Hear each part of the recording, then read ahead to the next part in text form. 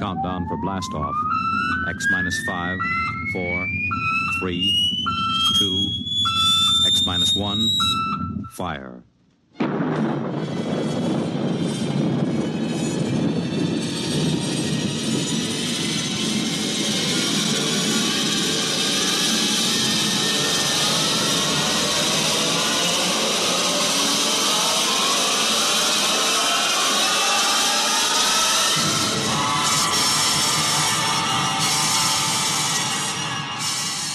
From the far horizons of the unknown come tales of new dimensions in time and space.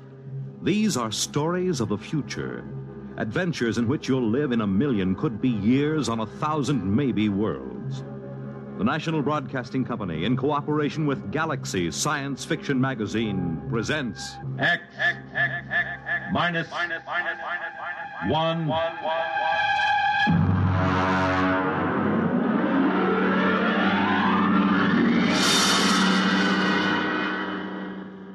Tonight, Protection by Robert Czechley.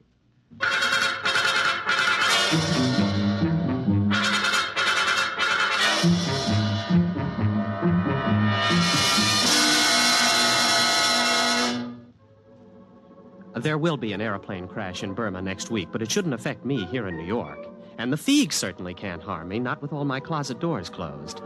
No, the big problem is Lesnarizing. I must not Lesnarize, absolutely not. As you can imagine, that hampers me. And to top it all, I think I'm catching a very nasty cold. The whole thing, including the cold, started on the evening of November 7th. I was walking down Broadway on my way to Baker's Cafeteria with Charlie Lester. He's in one of my physics classes, and we were both feeling pretty lightheaded. Boy, I've had tough exams in my day, but that was... You got a cold? No, I haven't got a cold. My eyes just water, my nose runs, and I sneeze because I'm essentially a masochist. Actually, it is psychosomatic. I hate my mother and my father. Of course I've got a cold. What do you think? Well, look, don't give it to me. I've got a heavy date with a Barnard Jr. this weekend. My boy, there is no such thing as a heavy date with a Barnard Jr. Never mind. Just don't blow any germs my way. Well, as a matter of fact, I'll leave you completely. I have to go over to South Hall to pick up some books. So long.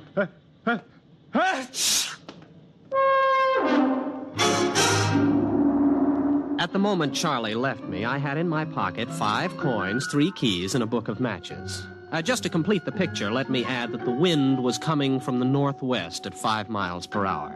Venus was in the ascendancy, and the moon decidedly gibbous. You can draw your own conclusions from this. I reached the corner of 114th Street and began to cross. The truck! Watch out for the truck! Watch out! Huh? What truck? Who? What? Well, there's no truck on the street. What? Oh, well, thanks, friend. If you hadn't warned me, I'd... Hey, where are you? Who said that to me? Where are you? Can you still hear me? Well, sure I can. Where are you? There isn't anybody here. Where are you? Gronish. Is that the referent? Refraction index. Creature of insubstantiality. The shadow knows. Did I pick the right one? What, you're invisible? That's it. I knew the concept was somewhere in you. Well, what are you? A Valadusian Dirg. A what? I am... would you mind opening your larynx a little wider, please? You see, I am using your sub-vocalizations to communicate. Now, breathe deeply. That's it. That's it. That's better. Well, let's see now. I am the spirit of Christmas past, a creature from the Black Lagoon, the bride of Frankenstein. Now, hold on. What are you trying to tell me? That you're a ghost or a creature from another planet? Same thing, obviously. Oh, well, that makes it all perfectly clear. Any fool can see that a disembodied voice must belong to someone from another planet. Exactly. I'm invisible on Earth, but my superior senses spotted approaching danger and warned you of it. Well, thanks. Thanks anyway about that. Well, what are you? One of those strange voices that warns Aunt Minnie to stay out of the elevator? Which then crashes to the basement? Something like that. Well, goodbye. What's the matter? Well, not a thing, except that I seem to be standing in the middle of 114th Street talking to an invisible alien from the farthest reaches of outer space. I suppose only I can hear you. Well, naturally. Oh, great. Well, you know where this sort of thing will land me. The concept you are subvocalizing is not entirely clear. Now, look, please, go back to one of my childhood traumas where you came from and let me alone. Thanks for the warning about the truck. Good night. Where are you going? I am going to a saloon down the street, much frequented by Columbia students. Won't you talk with me? Look, please, will you cut it out? There are 2 girls watching me now. But you must talk to me. The real subvocal contact is very rare and astonishingly difficult. Sometimes I can get across a warning just before a dangerous moment, but then the connection fades. Well, you mean that is the explanation of premonitions of danger? That's right. Conditions might not be right for this kind of contact for another 100 years. Oh, look, this is very interesting stuff for Professor Ryan at North Carolina, not for the physics department at Columbia. I have heard statistics about the overcrowding of mental hospitals, and I am not interested in contributing to that condition. Besides, there's a cop looking at me. I appreciate your social situation, but this contact with me is in your own best interest. I want to protect you from the myriad dangers of human existence. Get lost. Well, I can't force you. I'll just have to offer my services elsewhere. Goodbye, friend. Goodbye. Oh, just one last thing. Stay off subways tomorrow between noon and 1:15 p.m. Why? Someone will be killed at Columbus Circle, pushed in front of a train by shopping crowds. You, if you're there. Goodbye. No, what? Someone will be killed there tomorrow? Are you sure? Of course. It'll be in the newspapers? I should imagine so. And you know all sorts of stuff like that? I can perceive all the dangers that radiate toward you and extend into time. My one desire was to protect you from them. Oh. Well, look, will you wait till tomorrow evening? Those 2 girls are giggling now. You will let me be your protector? I'll tell you tomorrow after I read the late papers. The item was there, all right. I read it in my furnished room at 113th Street. Man pushed by the crowd, lost his balance, fell in front of an oncoming train. Well, this gave me a lot to think about while I waited for my invisible protector to show up. By the time he contacted me, I didn't know that I liked the whole idea. Don't you trust me? I just want to lead a normal life. If you lead any life at all. That truck last night? That was a freak. A once-in-a-lifetime hazard. It only takes once in a lifetime to die. There was the subway, too. No, well, that doesn't count. I hadn't planned on riding it today. But you had no reason not to ride it. That's the important thing. Just as you have no reason not to take a shower in the next hour. Why shouldn't I? A Miss Flynn who lives down the hall is now taking her shower and will leave a melting bar of pink soap on the pink tile of the bathroom floor. You would have slipped on it and suffered a sprained wrist. Not fatal, huh? No. Hardly in the same class with, let us say, a heavy flower pot pushed from a rooftop by a certain unstable old gentleman. Well, when is that going to happen? I thought you weren't interested. I am very interested. When? Where? Will you let me continue to protect you? Well, now, just tell me one thing. What's in this for you? Satisfaction. For a Valadusian Derg, the greatest thrill possible is to help another creature evade danger. But isn't there something else you want out of this? Some trifle like my soul or rulership of the earth? Nothing. To accept payment for protection would ruin the emotional experience. All I want out of life, all any Derg wants, is to protect someone from the dangers he cannot see, but which we can see all too well. We don't even expect gratitude. What about the flower pot? It'll be dropped at the corner of 10th Street and McAdams Boulevard at 10:30 tomorrow morning. 10th and McAdams. Where's that? In Jersey City. Well, now, I've never been to Jersey City in my life. Why warn me about that? I don't know where you will or won't go. I merely perceive dangers to you wherever they may occur. What should I do now? Anything you wish. Just lead your normal life.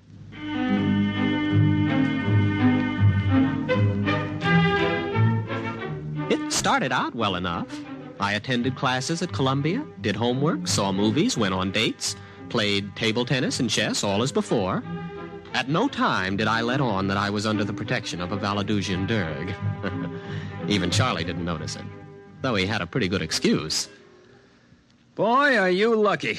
I got stuck in that elevator for 4 hours. Say, how come you walked?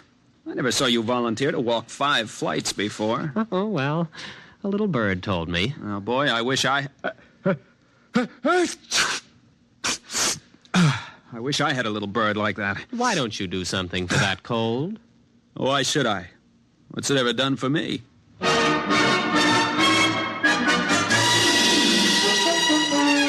Not even the Derg had warned me about Charlie's bad jokes in time. But he did his best. And once or twice a day, he'd come around and report. Loose grading on West End Avenue between 66th and 67th Streets. Don't walk on it. Of course, I wouldn't. Once I got used to it, it gave me quite a feeling of security. But the Derg soon became overzealous on my behalf. He began finding more and more dangers. Look out for an overhanging sign on the Hotel Nacional. Where, 48th Street? Mexico City. Don't go to the hockey game tonight. Where? At Toronto. Look out for the Elm Street bus. Philadelphia? Omaha. Don't go surf riding today. What? Surf riding? Where? Papiti. Now, just wait a minute. Do you plan on reporting every potential danger on Earth? Oh, these are only a very few that you may be affected by. In Mexico City, in Papiti? Why not confine yourself to the local picture? Greater New York, let's say. Locale means nothing to me. I must protect you from everything.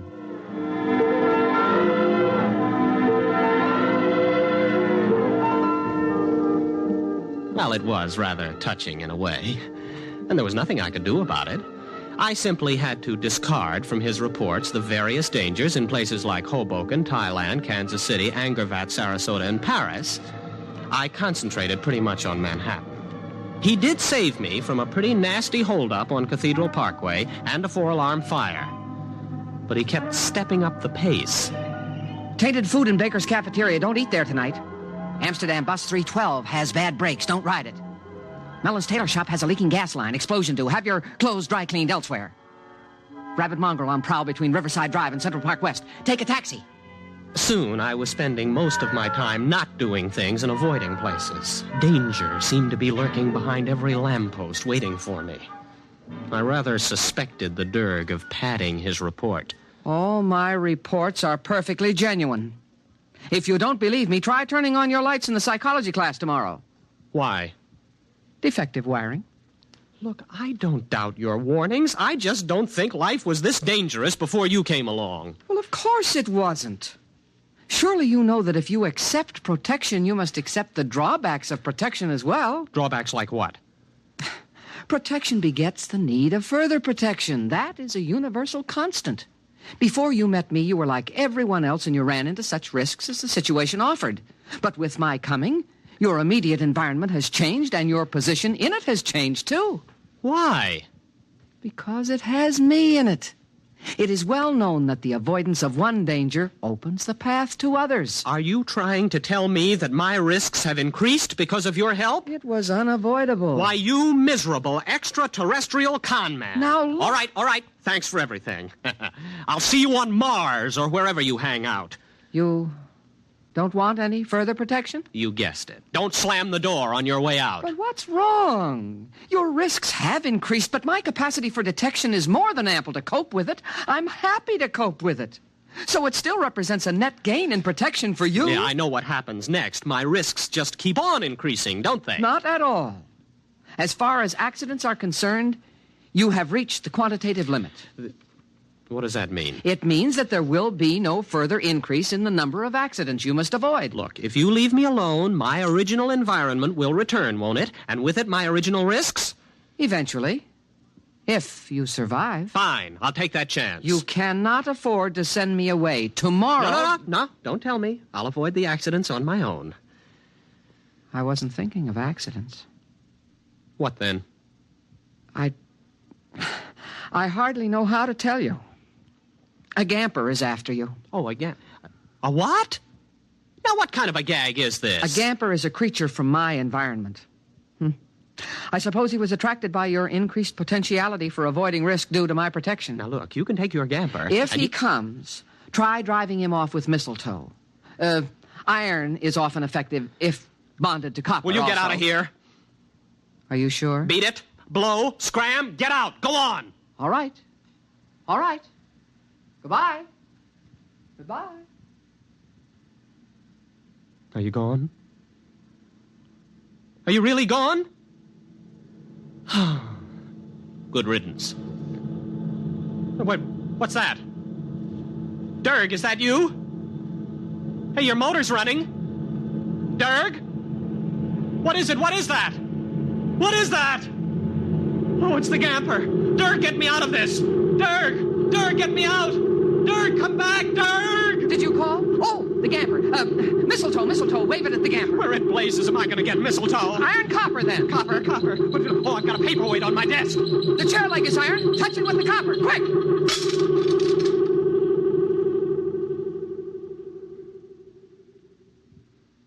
You see? You need my protection. The Gamper almost got you. Yes. Yes, it sure did. You'll need some things. Wolfbane, amaranth, garlic, graveyard mold. But the Gamper is gone. Yes. However, the Grailers remain, and you'll need safeguard against the leaps, the figs, and the melgarizer. I'll give you a list.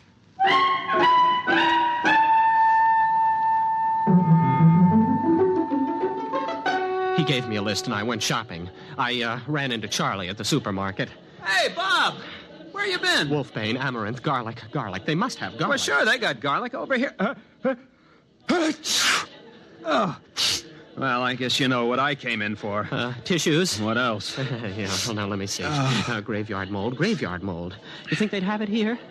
Hey, boy, what's the matter with you? You look white as a ghost. I'm white as a Gamper, or a Grailer, or a leap, or a fig. Well, what is that, jive talk? Please, Charlie, don't bother me. I'm busy. All right.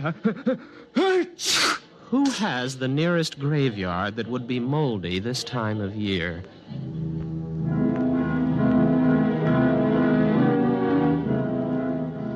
It was a game between these extraterrestrials, and I was in it.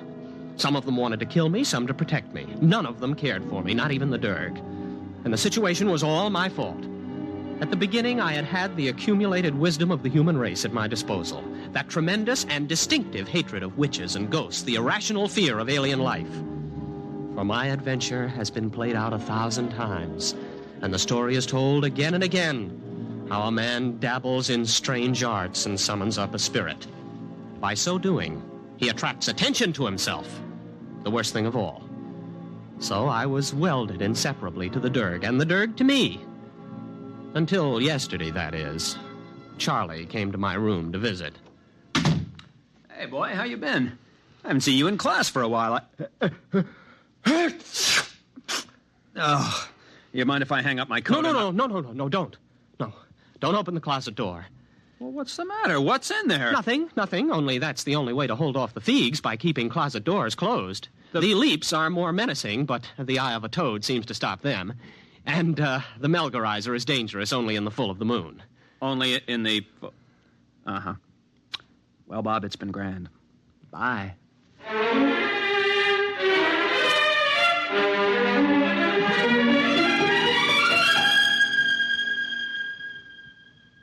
You are in danger. What? Who? What again? What is it this time? It is the Thrang who pursues us. Us? Yes, myself as well as you. For even a Dirg must run from risk and danger. Well, is this Thrang particularly dangerous? Very. Well, what do I do? Snakeskin over the door? A pentagon? Burn incense? Anything? None of these. The Thrang must be dealt with negatively by the avoidance of certain actions. All right. What shouldn't I do? You must not Lesnerize. I must... Lesnerize? What's that? Well, surely you know it's a simple, everyday human action. Well, I probably know it under a different name. Explain. Very well. To Lesnerize is to... What? It is here. The Thrang. The Thrang is here. Dirk, where are you? What should I do? This has me. What should I do? It has me. I'm going. The Thrang. Don't Lesnerize. Don't Lesnerize. Don't.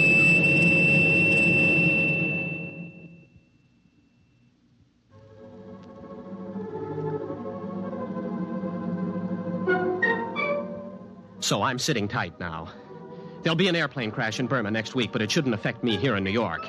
And the figs certainly can't harm me. No, not with all my closet doors closed. No, the problem is Lesnerizing. I must not Lesnerize, absolutely not. If I can keep from Lesnerizing, everything will pass and the chase will move elsewhere. It must. All I have to do is wait them out. Trouble is, I don't have any idea what Lesnerizing might be. A common human action, the Derg said. Well, at the moment, I'm avoiding as many actions as possible. I've caught up on some back sleep and nothing's happened. So that's not Lesnerizing. I went out and bought food, cooked it, and ate it. That wasn't Lesnerizing. I'm telling you the story. And that isn't Lesnerizing. I'll get out of this yet. I will get out of it. I'm going to catch a nap now. I think I've caught Charlie's cold. I think I'm going to have to...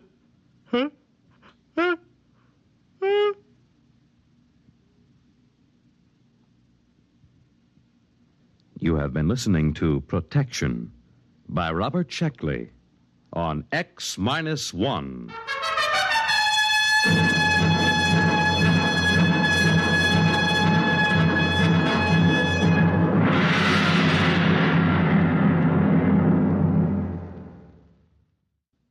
X-1 is presented by the National Broadcasting Company in cooperation with Galaxy Science Fiction Magazine, which this month features Survival Kit by Frederick Pohl.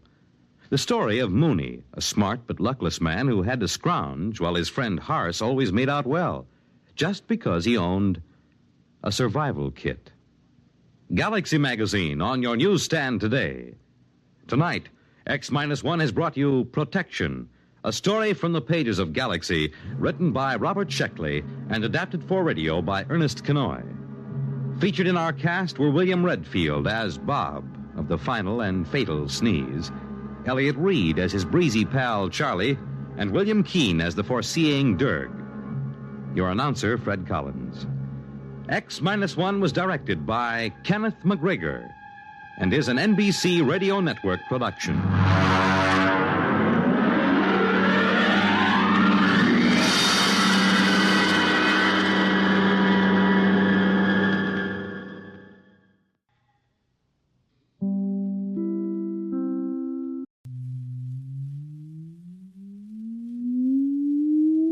Countdown for blastoff. X -5, -4, -3, -2, X -1. Fire!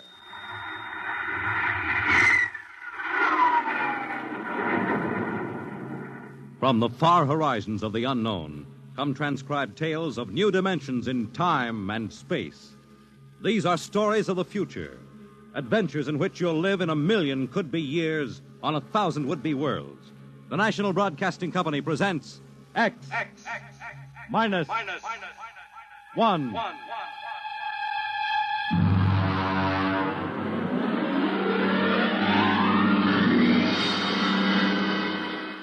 Tonight, Universe.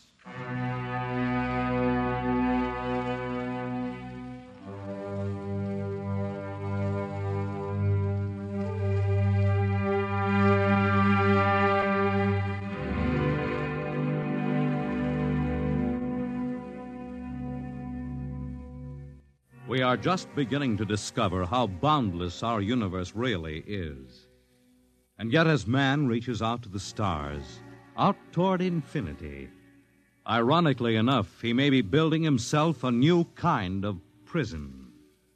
What would it be like to live all your life in a world no larger, say, than a single gigantic rocket ship bound on an endless mercy?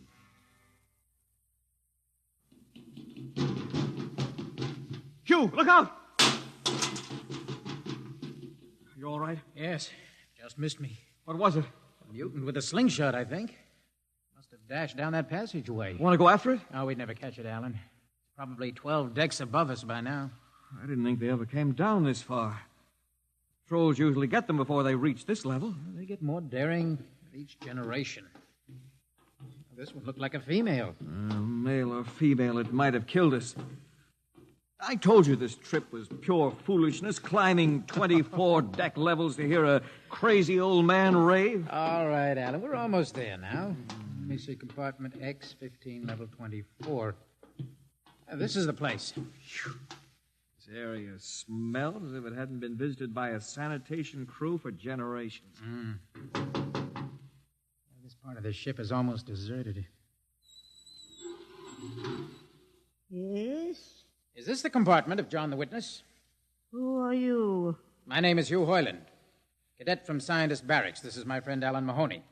What do you want of John the Witness? Well, only to talk. Are you a believer in Jordan? Naturally. I have heard that there are those among the younger scientists who doubt the word of Jordan. To doubt is death. We're not heretics. Ah, enter.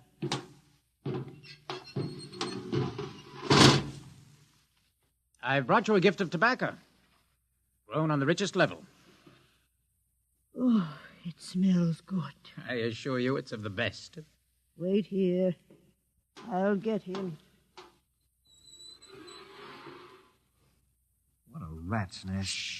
Well, what the devil do you think he can tell you? Alan, I'm not sure.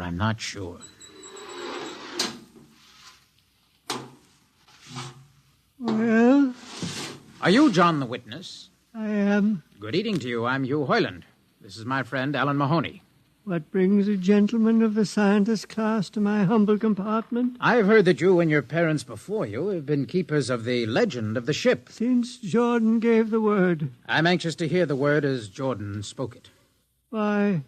Because our young scientists, well, among them there have been some who talk against the word. There are regulations against such heresy. Still, some of them say the ship has no purpose. They say that we are here accidentally, that we have no more grace in Jordan's eyes than the most deformed mutant who dwells in the highest level of the ship. What shall I say to you? Well, I wish to hear the word from the mouth of one who knows, in order that I may become more convinced. Sit. You have a gift for the witness? The finest tobacco. Good. I will dim the lights. Now pay close attention, for these are the words as my father's father's father gave them to his son's son's son. This is how the ship came into being, how our people were created.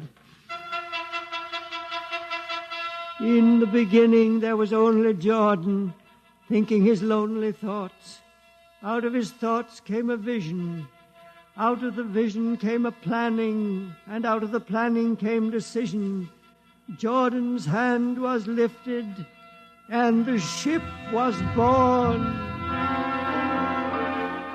Mile after mile of good compartments, tank after tank for gold and corn, ladder and passage, door and locker fit for the needs of the yet unborn. He looked on his work and found it pleasing, meet for a race that was yet to be. He thought of man, and man came into being. Then Jordan checked his thoughts and searched for a key.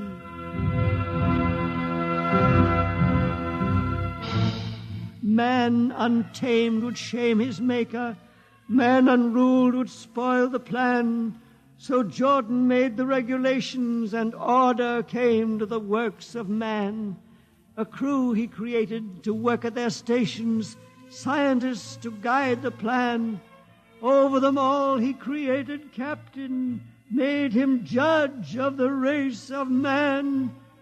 Thus it was in the golden age. These are the true words? As my father's father taught them. But what of the strange beast-like people on the upper levels of the ship? Surely Jordan did not create them. Jordan is perfect. All below him lack perfection. You have heard of the legend of Huff? I have heard that he mutinied against Jordan. Darkness swallowed the ways of virtue. Sin prevailed upon the ship. And before wisdom prevailed and the bodies of Huff and his followers were fed into the converter, some of the rebels escaped and lived to father the mutants. They are tainted with the sins of their fathers. Witness, one more question. Speak. What is the ship? The ship is a great sphere, 25 kilometers wide and 100 levels deep. I know that, but the upper levels. Regulations forbid us to venture into the upper levels, but it is said that beyond the levels of the mutants lies the forbidden place where Jordan's spirit prevails. So I've heard, yet something troubles me. Something which prompted my coming here. Yes, my son. What lies beyond the ship? What? What lies beyond the ship? This is heresy. Answer me.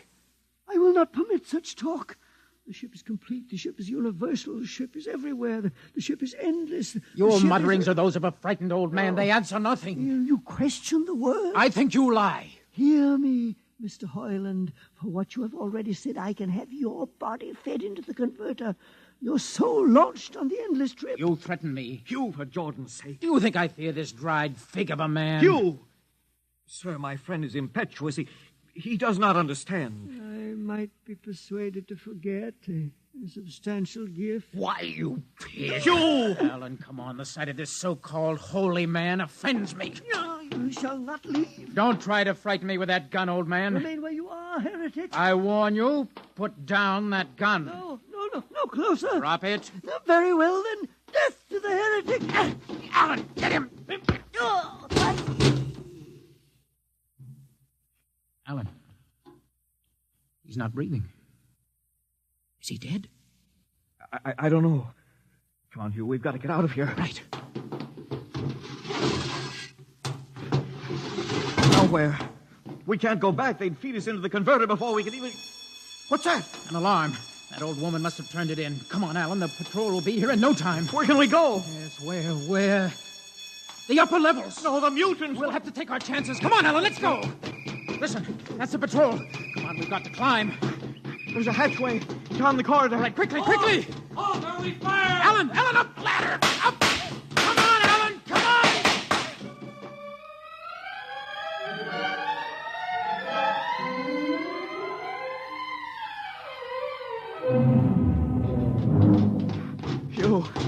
Hugh, wait.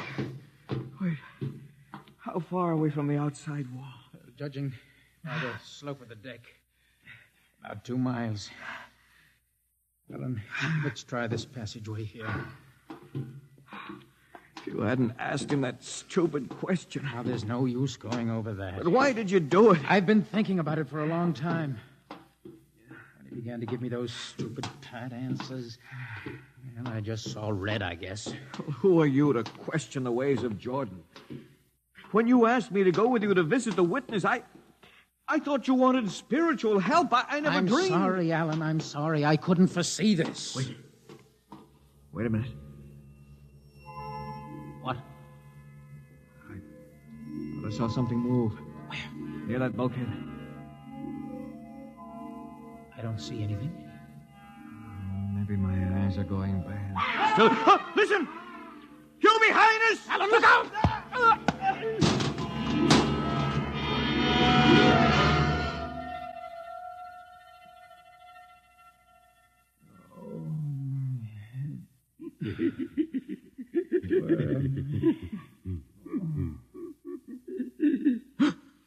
No. What are you? Put away that knife. Keep away from me, you. Don't kill him. Not yet. Who are you? You must forgive my friend Bobo. Like so many of my people, he's rather impetuous where members of the so-called super race are concerned. Who are you? What place is this? As you can guess from my leg, I'm a mutant. Mutant? Where is Alan? Your friend is dead. Dead? I was not able to restrain my people in time to save him. Why don't you destroy me and get it over with? We do not kill for pleasure, Mr. Hoyland. Only when necessary. You know my name? I read your identification tag. Who are you? Mutants can't read. My name is Gregory. Gregory? I'm a leader of my people. You see, although we are unfortunate in our heredity, Mr. Hoyland, many of us are quite intelligent. And why do you live like animals? We'd rather live like free animals than like regimented slaves, as you do. I've heard you practice cannibalism. Undoubtedly, you hear many things about us. You turn your head. Why? That monster. I've never seen a creature like him. Bobo is an unfortunate. He was born without the power of speech. How can you tolerate such a monstrosity? We've learned to live with difference. If we began to destroy our imperfects as you do on the lower levels, there would soon be no one left. It violates the regulations. The word of Jordan states Mr. specifically Hoyland, that... your people are really quite primitive and barbaric. You dare say that to me? I dare say a good deal more. Let us go to my compartment and speak further. I'm always interested in information on the lower levels. I'll give you no information. Bobo. No. I want Mr. Hoyland in my cabin, please. No. I would advise you to go quietly, Mr. Hoyland. Bobo has a hatred of superior beings, which is unfortunate, but quite understandable. Proceed.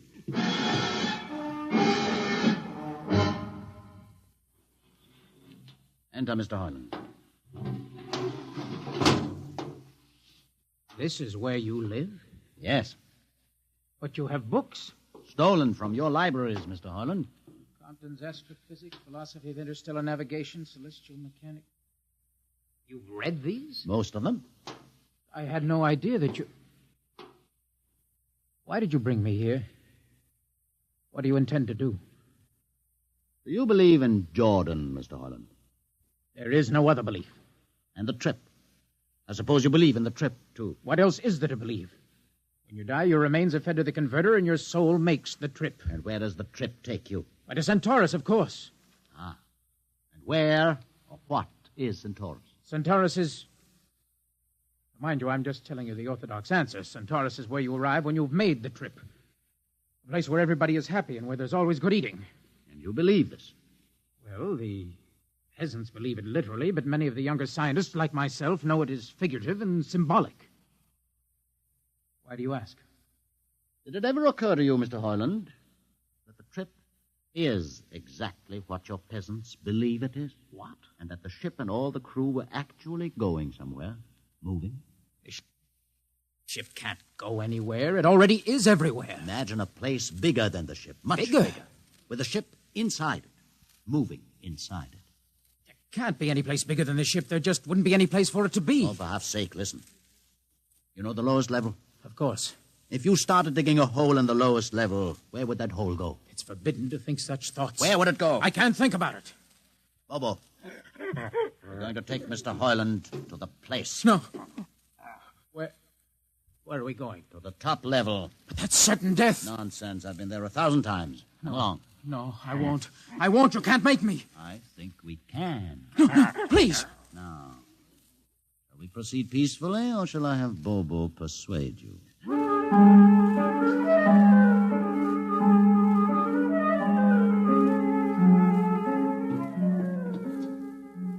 Open the door, Bobo. Inside.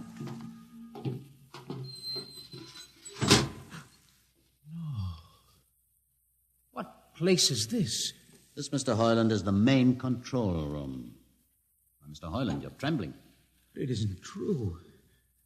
No, there's no such place except in mythology. Ah, you younger men are so wise, Mr. Hoyland, except for one thing. This happens to be the main control room of the ship. Main control? But it's just a huge room with an instrument panel. And what did you expect? How do you know this is the main control room? See these instruments? Using them, the navigator many hundreds of years ago actually steered the ship on its voyage. I don't understand. I didn't suppose you would. Sit down. Very well. Look up. What do you see? A huge shield. Watch it for one moment, Mr. Hoyland. You're going to see something that few of us have ever been privileged to witness. What are you doing? I'm dimming the lights. Don't be frightened. Keep your eyes focused on the shield above us. Ready? Watch. It's sliding back. Ghost of Jordan. Well? What am I seeing? The universe, Mr. Hoyland. The universe in all its beauty. The stars, the planets, the suns and moons and constellations. No, it can't be. The ship is the universe. There is nothing but the ship. Ah, but there it is. You see it before your eyes, spread out like a canopy of glory. Do you still deny it? Answer me, Mr. Hoyland. Do you deny it? No, I can't deny it. They've lied. They lied to all of us. Good. I have showed this to others of your people whom we captured, and though they saw it before their very eyes, they would not believe it. Please tell me all about it. Tell me the truth about the ship and about the universe. What are these things? How did this come about?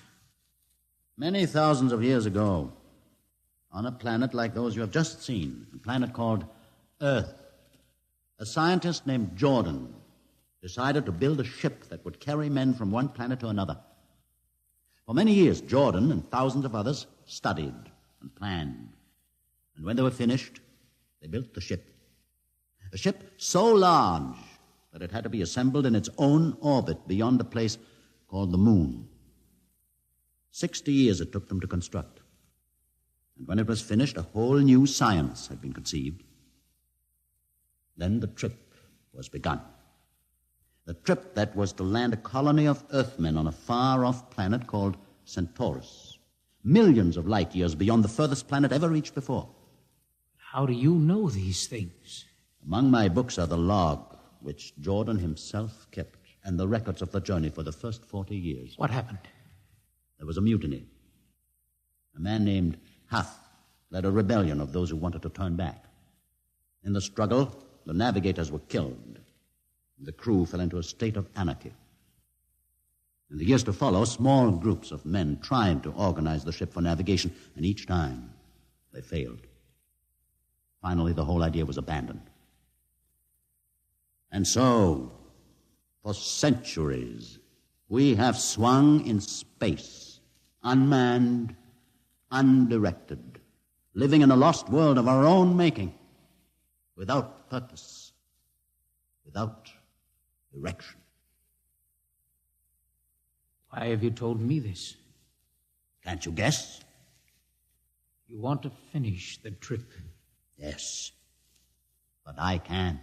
You can't? Look at me, Mr. Hoyland. You see, a mutant, a man with a twisted leg. My people are outcasts, condemned to death if we so much as set foot in the lower levels of the ship. The main drive is in the lower levels where my people are forbidden to go. No. It would mean that both our people would have to work together. Our differences encouraged rather than denied. All right. I'll see the captain himself. I have an uncle on the central board. I'll tell him what I've seen here. And do you think he'll believe you? Send one of your people with me. That's asking a good deal. I'm risking a good deal by going back. Very well. Bobo will go with you. Bobo? He can't talk. There will be no need for talk. I will write a message guaranteeing safe conduct for a group of unarmed scientists to visit the main control room. Bobo will take you safely through our territory. What happens when you reach your own level is up to you.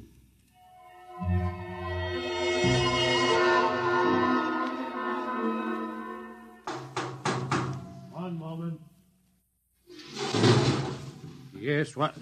You? Quick, Uncle. Let us in. Hey, but this mutant... He's harmless. Please, Uncle, please. Now, what is this? You're wanted for... I know all about that. Uncle, listen. I must see the captain. The captain? Are you mad? Uncle, you're a council member. You can get me to see him. He'll kill you. You're wanted for heresy. I don't care. I must speak with the captain. Now, Uncle, you're close to him. You can arrange it. I don't understand. Listen to me. The ship is moving. I can prove it. Do you understand? There is a purpose in the ship. I don't understand what you're babbling about. Now, never mind.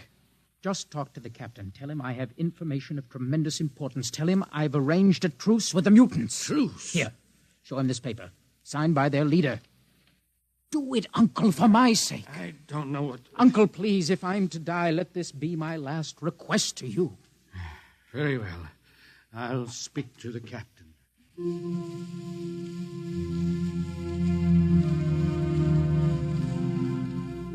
You say, Mr. Hoyland, that you saw this with your own eyes? I swear it, Captain. I swear it on the word of Jordan. Let me see the paper again. Commander Erst, what do you think? I don't know, sir. It might be a trick. I guarantee you safe conduct. If these things are as Mr. Hoyland reports them, it would pay to risk a few lives. The man is a convicted heretic. Still, we must not discount his word. He has a safe conduct, and the mutant risked its life coming with him. I think we might investigate. Captain, you mean you will do it? I will have an expedition outfitted. Dismissed, Mr. Hoyland. Thank you, sir.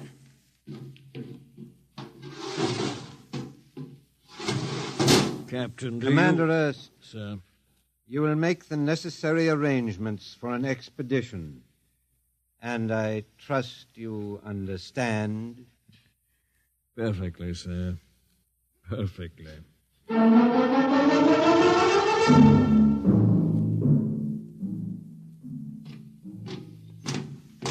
Lieutenant. Mr. Harlan? You better halt your men here. This is the spot. Patrol! Halt! Well, I see no welcoming party of mutants. There'll be none. Their leader will meet you inside the main control room. You don't say. And just where is this main control room? Beyond that door. I see. All right, men. Ready up. Lieutenant, why do you ready arms?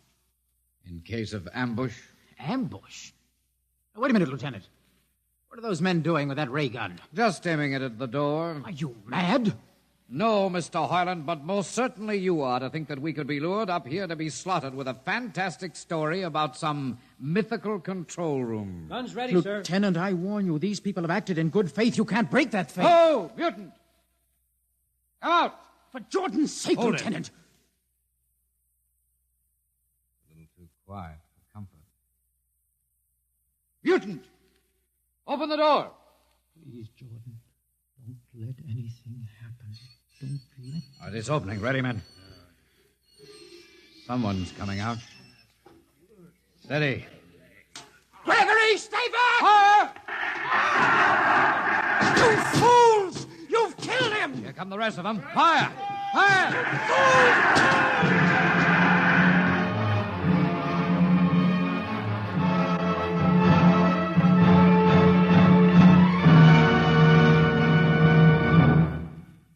That should teach them a lesson they won't forget. All right, men, inside the room. Come along, Harlan. You're under arrest as a conspirator in this ambush. Ambush, you fool. You blind, stupid fool. All right, that'll be enough. You've been inside this place before? Yes. What's this machinery? These are the controls he would have used to steer the ship. Gone out of his mind, Lieutenant. Steer the ship? Who? The leader, the one you killed. This ugly mutant? This ugly mutant happened to be a man of true genius. Well, you're mad. Am I? Lieutenant, this man had a vision which would have saved you, but you chose to kill him because you couldn't stand the sight of his difference from you. Shut up, Highland. Don't listen to him, man. You can't shut your eyes, and you can't shut your minds, and you can't shut your ears to this. The roof's moving back. Yes, look.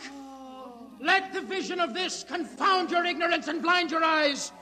This is the heritage of stars and open skies, for which men have yearned for centuries. Try to destroy this, and you will only destroy yourselves. Death to the heritage. But I say to you that you can't keep this from our people.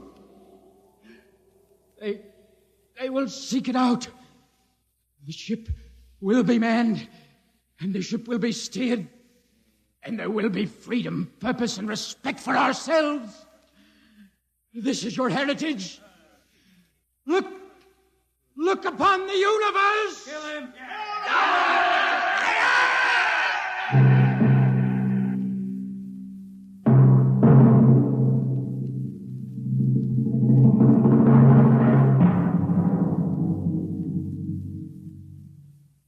X-1 has just brought you Universe, a story written by Robert Heinlein and adapted for radio by George Lefferts.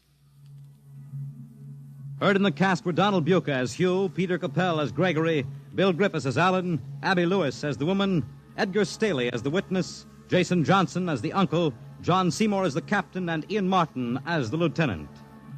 Your announcer is Fred Collins. X-1 is directed by Fred Way and is a transcribed NBC Radio Network production.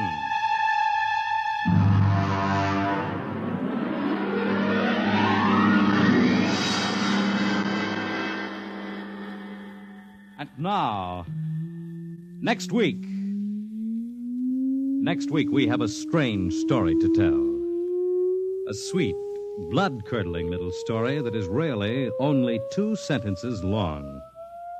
The last man on Earth sat alone in a room And then there was a knock on the door.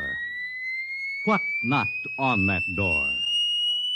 You'll find out next week on X minus one.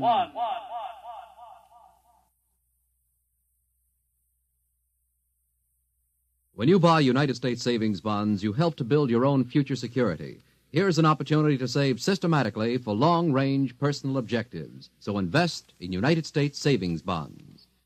Now follow the Abbotts to mystery and adventure over most NBC radio stations. In just a moment, X-1. But first, everything from famous criminals to accidents in the home will be covered tomorrow when the staff of NBC's Weekday brings you another day of informative and entertaining listening.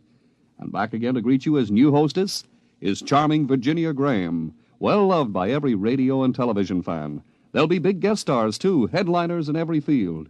Mel Torme, singing sensation. Gladys Cooper, prominent Broadway actress, and many others. Treat yourself to the best daytime entertainment with NBC's Weekday tomorrow. And now stay tuned for X-1 on NBC. Countdown for blast off. X-5, 4, 3, 2, X-1, fire.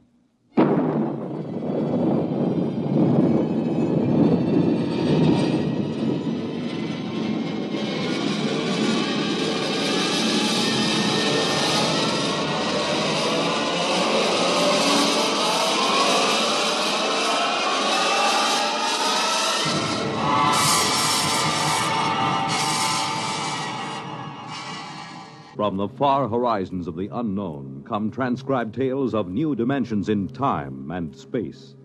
These are stories of the future, adventures in which you'll live in a million, could be years, on 1,000 maybe worlds.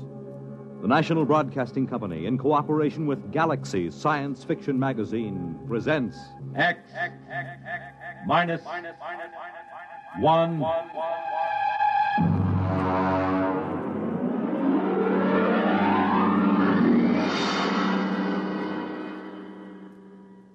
Tonight's story, Hello Tomorrow.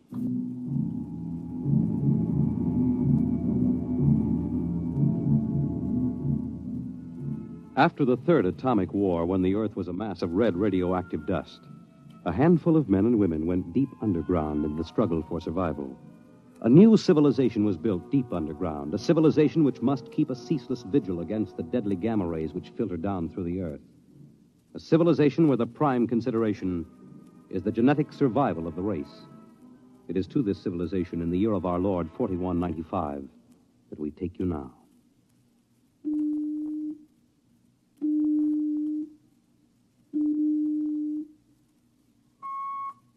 Professor Lois Burton?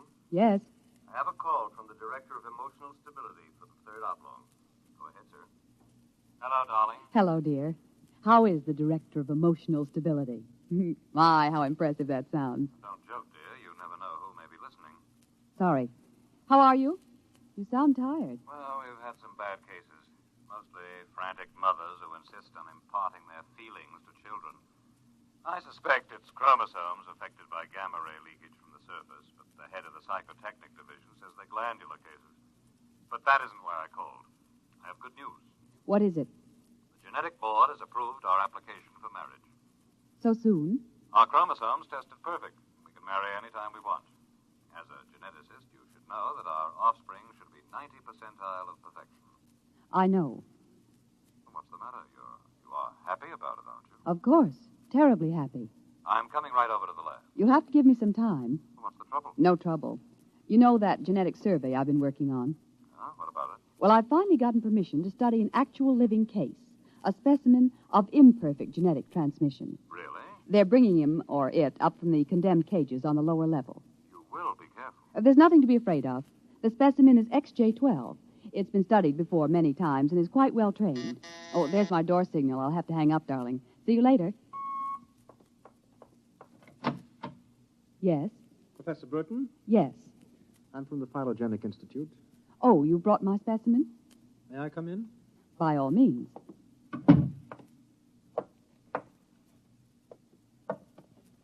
Oh. How?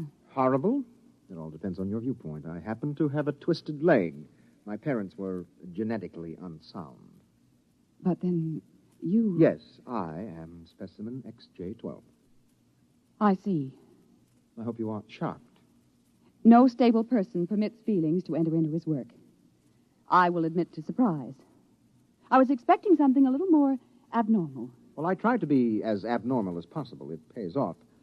The Phylogenetic Institute allows me out of the genetic cages ever so often so I can breathe the pure air of the upper levels and mingle with the genetically perfect. You seem quite well educated. I spent the first years of my life here in the upper levels. How is that possible? As a small child, my mother concealed me from the director of heredity. My mother actually, dreadful word, loved me. That would explain your obviously low threshold of emotional control. If you choose to call it that. You seem to be struggling to repress a few feelings yourself. We will confine ourselves to the impersonal aspects of our work. As you please. I shall require you as a demonstration for a lecture I'm delivering to one of my classes tomorrow. At your service. Sit here, please. Grip these electrodes tightly. I'm going to calibrate your electrochemical tension. I'm quite familiar with the procedure. I realize that as an imperfect, I am expendable, but I should hate to be electrocuted. The charge is not lethal. Plus 15 surface tension. You know, you have beautiful hair. Plus 12 at a depth of 4 centimeters. My hair meets minimal requirements for the genetic code. Lovely blue eyes. Crystal clear. Plus 10 at 7 centimeters. Pretty. A perfect woman. Lovely expressive hands.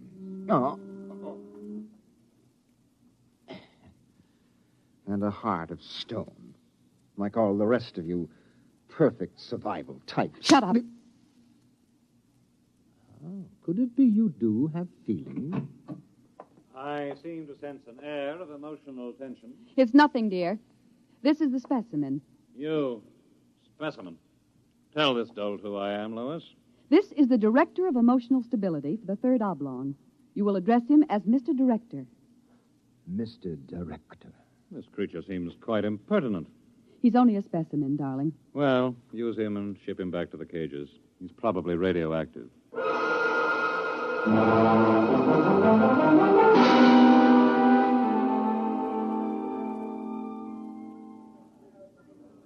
Attention, attention. The next demonstration will be conducted by Professor Lois Burton of the Institute of Genetics. Her topic, the probability of radioactive damage in the chromosome heredity of imperfect non-survival types. Professor Burton. As you know, most imperfects are destroyed at birth. However, those who for one reason or another manage to survive are segregated in cages on the lower level for study purposes. The specimen we have today has been trained to tell in his own words about the factors in his upbringing. You will have to forgive his immature emotional control factor. He is, as you can see, quite different.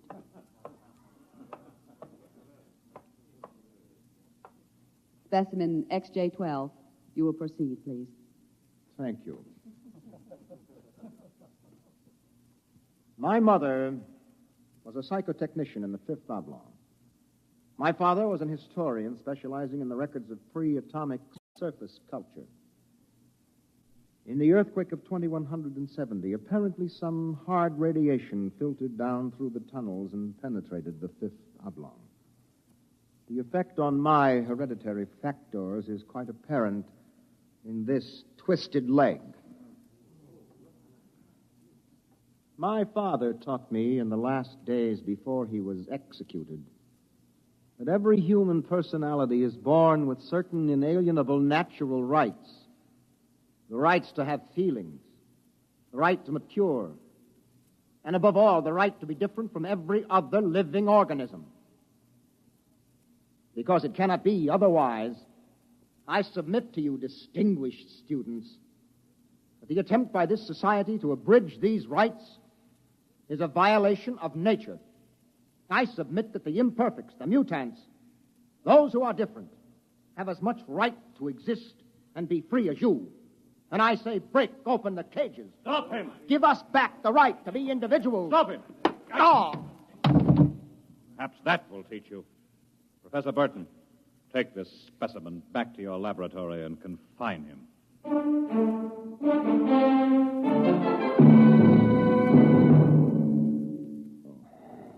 Hold still while I bandage your head. Oh. You'll be all right. I suppose you detest me for getting you into trouble. I don't detest you. What? I don't know why, but as you spoke, something began to stir in me. Tell me what you feel. If I moved you, then I must have moved the others, some of them at least. For some reason, I took pride in what you were doing, seeing you stand up against them. Why do you look at me like that? I can't help it. I wish you wouldn't. You're only an imperfect, you know. Please. My name is Oren. Please. Say it. Oren. Oren. Again. Oren. Lois.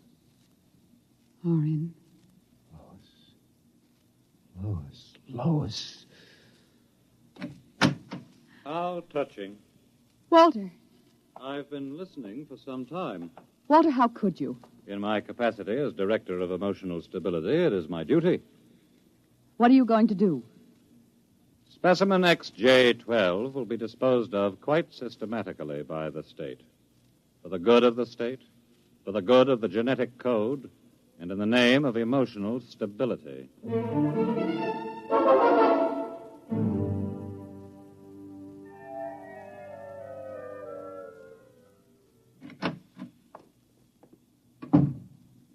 Walter, I have to talk to you. Go right ahead. Walter, you mustn't destroy him. The specimen? Why not? He's emotionally unstable. You have to expect irrational behavior. Aren't you forgetting something, my dear? That you were responding in much the same manner? Or had you forgotten? You see, I'm having him liquidated for your sake. He has an upsetting effect on you. Then send him back to the cages. But don't kill him. You speak of destroying an inferior creature as if it was something unethical. Walter, please, for my sake. I understand that you have entered a plea for postponement of marriage at the Records Bureau. Yes. I was too upset to go through with it. It came as a great disappointment to me. I'm sorry. I was hoping that, linked to a stable personality such as mine, you might settle down. If you were married to me, I might even be persuaded to send him back to the cages instead of having him destroyed. Think it over. If I refuse? The choice is yours. Well, my dear? Perhaps you're right. I am. I suppose I ought to be rational about this. After all, he's an imperfect. I'm glad you've come to your senses. When can we be married? Tomorrow, if you like. The sooner the better.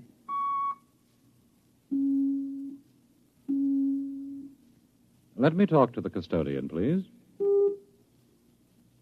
Hello. This is the Director of Emotional Stability for the Third Oblong.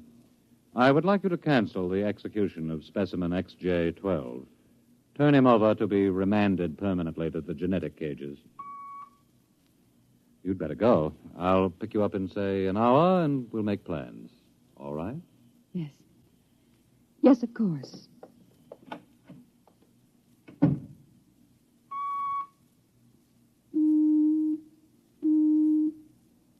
Hello. This is the Director of Emotional Stability again. I want you to cancel that last order.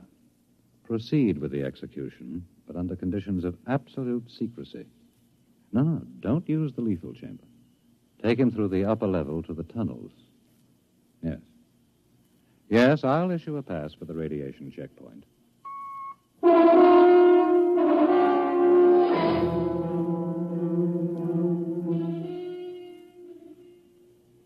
Into the elevator. Very well.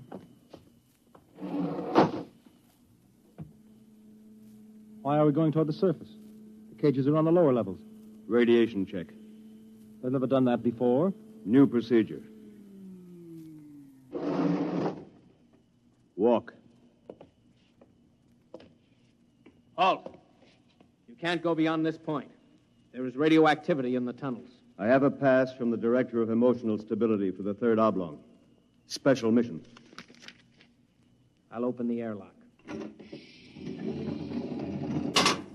March inside.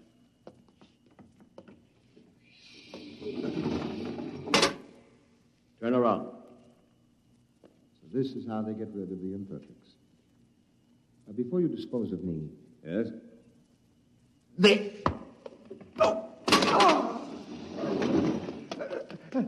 Help!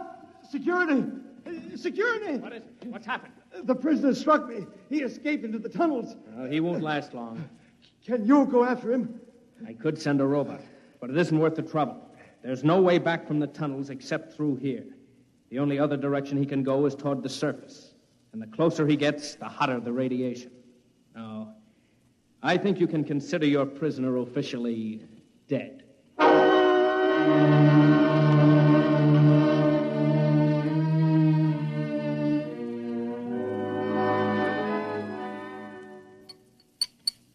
More wine? No, thank you, Walter. You look very beautiful, my dear. Very beautiful. Thank you. The wedding will be a small affair. The director of endocrine control, the chief of the security guard. Walter? Yes? Was he returned to the cages? Oh, now, why must you spoil it? Was he, Walter? Well, as a matter of fact, there was a little difficulty. Difficulty? Yes, you see, XJ-12 escaped. How? Where? He struck a guard and ran off into the tunnels. The tunnels? But that's sure death. He's free to return any time he chooses. Now, don't become upset, darling. You planned it, didn't you, Walter? Stability, darling, stability. Stability, stability. Here's what I think of stability.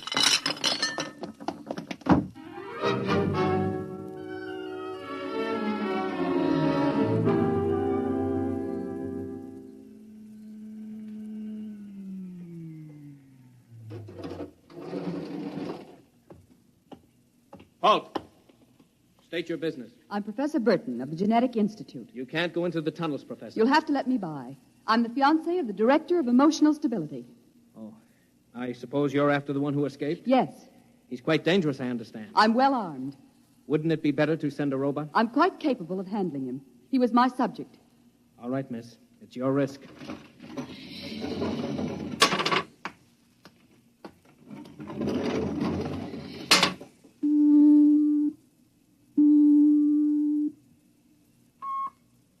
Checkpoint. This is the Director of Emotional Stability. Yes, sir. If Professor Burton tries to pass the checkpoint, I want her taken into custody. Professor Burton just passed her. She You said that... idiot! But, sir, she said that I she don't had... care what she said. Stop her. Send robots after her. Get her back. Yes, sir. At once, sir. Robot control. Checkpoint to robot control. Order out all televocal robots into the tunnels. Have them bring back any humans. This is a first priority order.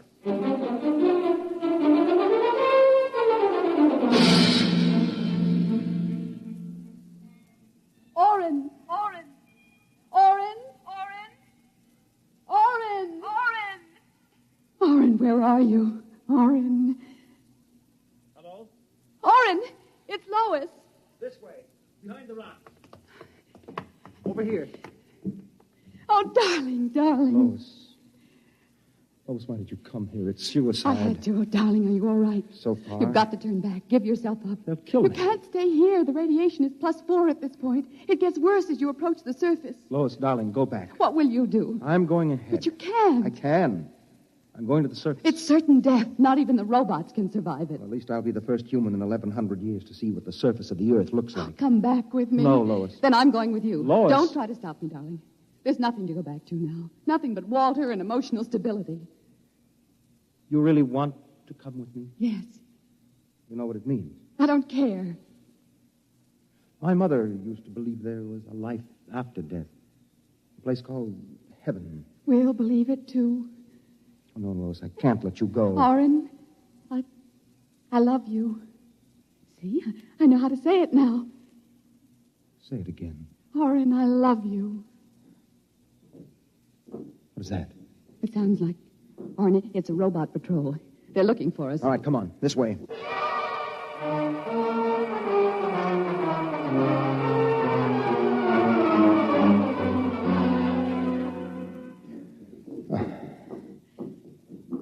Oren, wait. It can't be much farther, darling. The robots. They're coming. I can see their lights now. Listen, they've stopped. The lights are swinging round. Oren, they see us. Come on.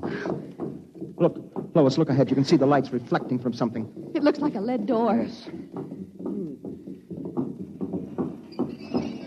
Come on through. There must be some way to close it. Oh, yes, here. Let me help.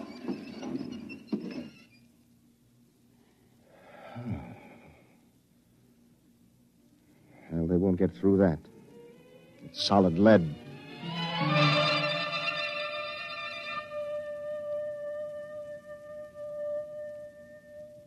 Oren, I feel so strange.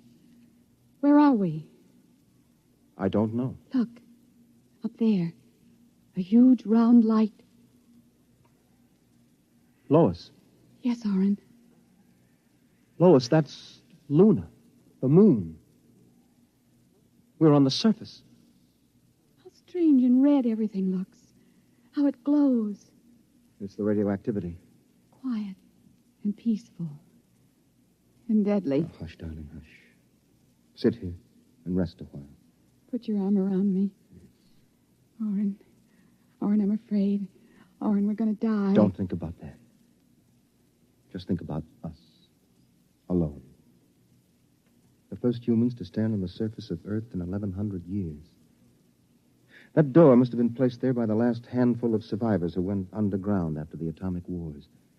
And those other lights, the small ones, they must be stars. Oren, I'm so tired. Go to sleep, darling. Put your head on my shoulder and sleep. Hold me, Oren. Hold me very close.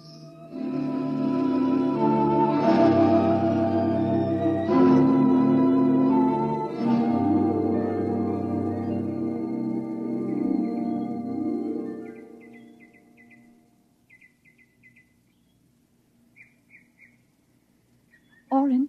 Hmm? Oren, wake up. Hmm? What? Look, it's light. The whole universe is light. Oh, Oren, how beautiful. Look. This must be the heaven my mother talked about. See the plants? All green and fresh. And the birds. How strange they look. Lois, this isn't heaven. But we must be dead, Oren. We should be dead. The radiation. By all the laws of nature, yes. By all the laws of nature. Oren. Oren, we're not dead. This is Earth. And we're alive. We're not going to die. But, Lois, the radiation, it's present. You can see its effect. Oren, did you ever hear of geotropism?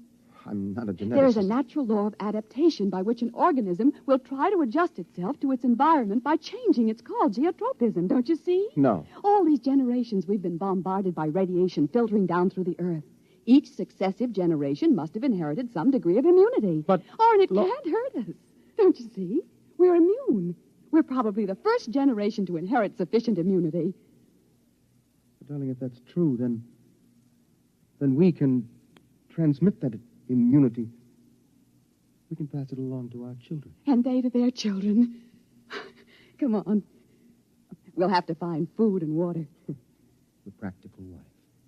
Wait a minute. What are you doing with that rock? I want to scratch something on the outside of this lead door. Lois and Oren. 4195 A.D. Hello, tomorrow.